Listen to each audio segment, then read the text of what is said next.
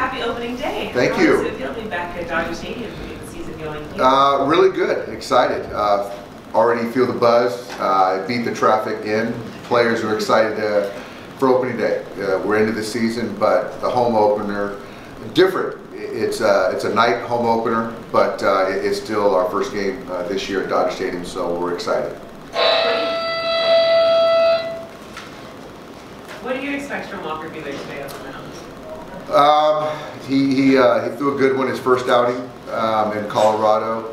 Has an extra day. I just think that this is his first home opener, and so he's kind of checked a couple boxes this year. I know he's excited, and I expect him to throw the baseball well tonight. You've got Hanser Alberto playing at third base. What addition has he been to this team? What do you like about him having him at third and just as the team today? I love everything about Hanser. Only known him a short time. Talked to Mike Matheny about him and said he's one of his favorite players he's ever had. And Hanser's a baseball player. Loves the game. I think his nickname was El Radio. His dad, back in the Dominican, did color or play-by-play. So I'm waiting for him to call a game, maybe with Jaime or something like that. But he's a baseball fan, baseball rat, positive guy. He's a baseball player. I could throw him anywhere on the diamond. And so tonight he's going to start at third base. And with Gavin, it was more of he's playing the heck out of baseball, but he'll play the rest of this homestand, and I just wanted to make sure Hanser got a start. How hard is it to take Gavin out of the lineup right now?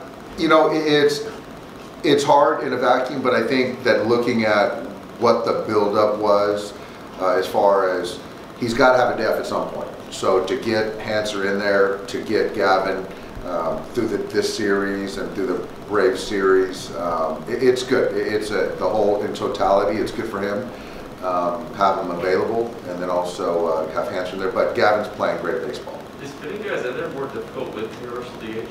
Not like natural pinch hit spots, stuff like that. No, it's much easier because you have a guaranteed 4 or 5 plate appearances.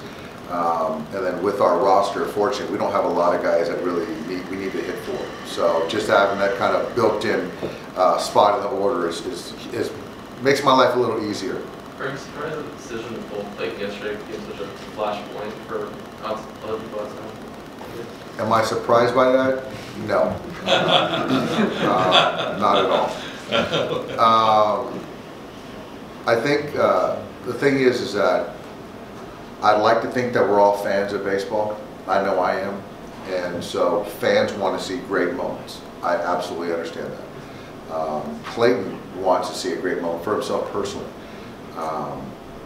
But I can't manage a ball club and players with my fan cap on. So I don't need to go into all the things that led up to the decision. I think that I kind of said, you know, what went into it, but shoot, I get it. We're all fans and we want to see great players do great things. But there's a cost to everything, and I wasn't willing, Clayton wasn't willing to take on that cost. And so that's just kind of where we're at. But as far as I don't want to call it fanfare, it's whatever it's called. There was a lot of it, but I kind of tuned out of that stuff. Were you surprised that you didn't get more pushback from him, or that he kind of seemed to have the same idea and view on you? Not at all. It was when you're in it, mired in it, and you know kind of what you're expecting or expectations were, which this is our livelihood, our jobs. He's a very smart guy, and so that conversation was a very easy conversation. And actually, he's the one who kind of initiated where we were going to go. So it was actually pretty easy. But again, would he have liked to do it? Absolutely. Would I have liked to have seen it? Absolutely. The circumstances dictated in that moment a decision that we were both on board with. So it's not that I'm less or Clayton's less of a baseball fan than any one of us are. That's not the first time you've had to have a conversation like that. I'm wondering if it gets easier for you as you do this longer. Do you feel... They're all different. Does it get easier? No. When you're talking about a guy that his finger, the ball's bloody, and he can barely throw the baseball, and everything is telling me that that's what needs to happen, or a guy that's making his first major league start, and hasn't done it, things get easier. I mean, it doesn't get easier, it's still hard, but the information is the information, and you got to see your eyes too and talk to the player and make the best decision for the player. And I would do the same thing. Doc, in the scenarios that you were going through, was there ever a thought of just taking it batter by batter and seeing how it went? I think, Barry, you can look at batter by batter, but I think at the end of the day, you have to look at how far are you willing to go.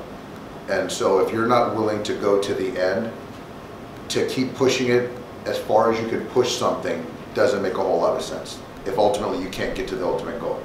So to say that I could have went batter by batter with Clayton and do an 8th up, which he's only done 5, I don't think that's the right process, to be quite honest. I don't think Clayton did either. But I still got to be willing to take down 105, 106 pitches. And if I'm not willing to do that, Clayton's not willing to do that, what's the point of going batter to batter if you're not willing to do that? If you're not going to ultimately reach that threshold.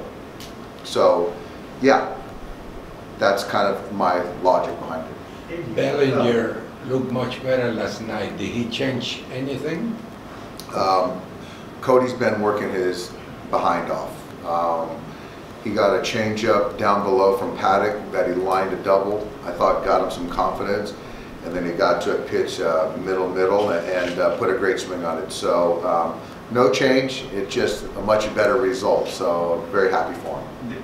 Clayton said he woke up today thinking, what if? So he said again that it was the right decision, but he kind of woke up thinking, what if this would have been 10 years ago, different circumstances. Did you kind of wake up thinking the same thing, kind of? You know, I said, what if, or I wish it could have been a week later, or a couple starts later. I didn't say what if. Honestly, you can look at you can look at 20 years ago, Joe Torre's done it, other managers have done it, so, and other managers haven't. So I think in this particular instance, it was the right decision, and I would do the same thing again. And as far as the pitching, I mean, it seems kind of crazy that he's kind of flying under the radar as one of the best pitchers in baseball. He's a future Hall of Famer. Was that kind of another reminder that he still has a lot left in the tank? Well, we wouldn't have committed to him to come back if we didn't believe in him performing at that level. Clayton obviously believes in the Dodgers, and he's a Dodger for life. So it's not surprising to us. Could I have expected 7 perfect innings? No. But I know that every time he takes the baseball, we feel great. And he's one of the best pitchers of our generation. And what he said yesterday really set the tone for the 2022 Dodgers, that he's here to win.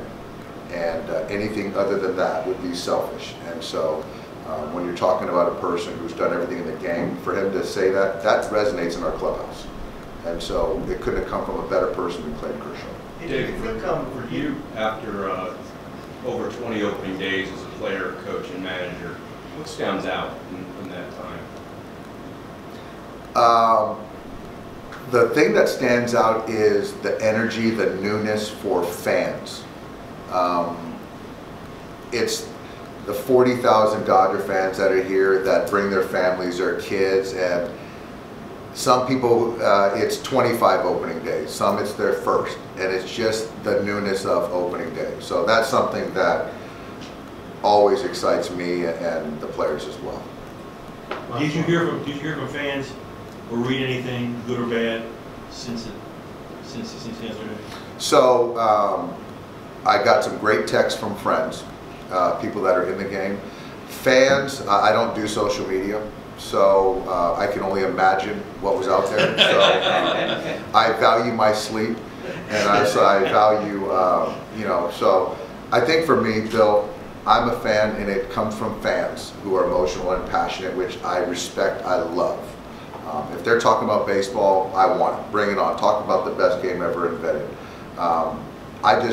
My only ask is just understand that, when you do my job, you have to answer the consequence too. You have to deal with consequences. So it's like, but fans are going to be fans, and they have every right to voice their opinions, and that's what makes our country great. Last one, Alden, go ahead. I was just wondering, because he talked about just sort of what he said afterwards, set a Yeah. tone for the team. Do you think 25-year-old Clayton Kershaw react to that differently? Absolutely. 25-year-old Dave Roberts wouldn't be in this chair, but has certainly acted much differently. Yeah, absolutely. Clayton has grown immensely as a ball player, as a man. His life has completely changed, and that's an easy yes. He would have acted differently, yeah. Makes sense. Thanks.